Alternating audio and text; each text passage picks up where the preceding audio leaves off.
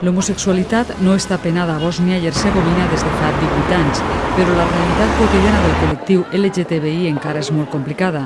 El país ha passat una guerra i l'activisme és el més jove dels Balcans. La primera organització la van fundar en el 2002.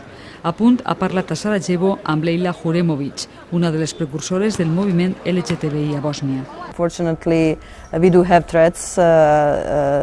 Desafortunadament, sí, he rebut amenaces a nosaltres i també dirigides a la marxa de l'orgull. But also they are threatening directly to the Pride March. El govern de Bòsnia i Hercegovina ha dissenyat un pla d'acció per a la igualtat de les persones LGTBI, però el país viu encara una pau precària on cohabita la corrupció i l'homofòbia.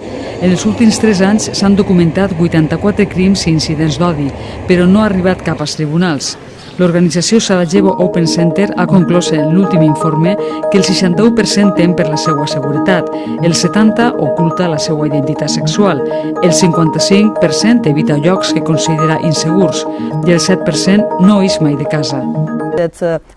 La marxa de l'orgull no és sols per a la gent LGTBI. Busquem llibertat d'expressió, llibertat de reunió, llibertat perquè tot el món pugui anar tranquil pel carrer.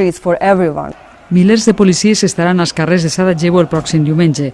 El govern ha demanat a les entitats organitzadores que paguen seguretat privada per a tindre mesures de protecció addicionals en esta primera marxa de l'orgull que es farà a Bòsnia.